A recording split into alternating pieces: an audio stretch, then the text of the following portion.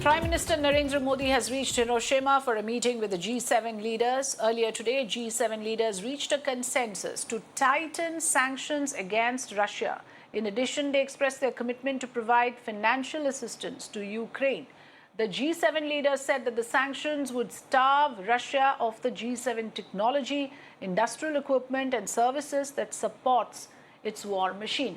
Ukraine President Zelensky will participate in person during the weekend, lending his perspective as well to the discussions and strengthening the focus on Ukraine's situation. The G7 leaders are also expected to address the escalating tensions between their economies and China, which have been a cause of concern.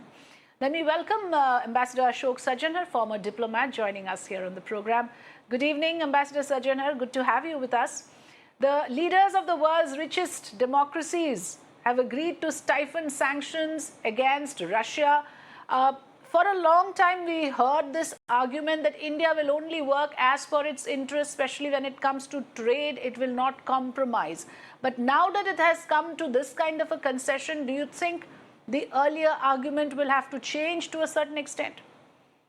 Not really. I think our argument has been very well articulated. We have taken a very balanced, neutral position between the two countries, and we have stuck to that position. We have the Prime Minister has told President Putin this is not an era of war, that we need to start moving towards peace through the instruments of diplomacy and dialogue. And that is the position that we have consistently maintained right from the beginning. The Prime Minister has maintained contact with both leaders, President Putin as well as President Zelensky.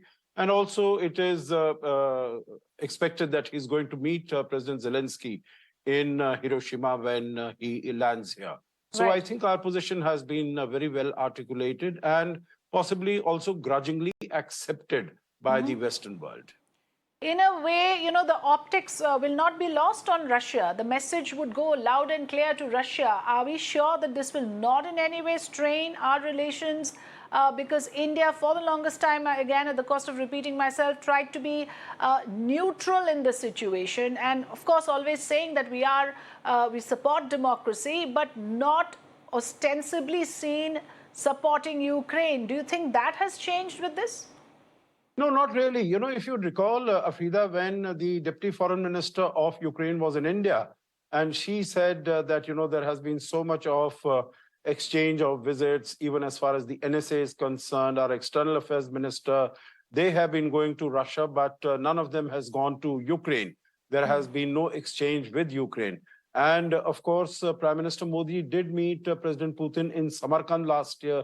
You would remember on the sidelines of the SCO summit.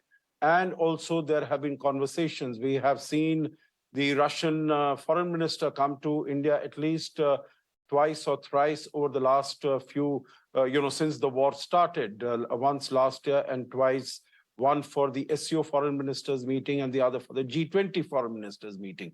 So there has been a very regular toing and froing between India and Russia. And so in that sense, one meeting between the Prime Minister and President Zelensky, it sends out a message of balance. It sends out a message of neutrality. If he had not met, it would have meant that India was veering far too much towards Russia. And that is definitely not the indication. That is not the impression and the message that we want to give. Right. Thank you so much, Ambassador Ashok Sajjanhar, for joining us. I take that point you made about how India wants to convey that message of balance and neutrality, and that is precisely what is being conveyed this time as well. Thanks for joining us.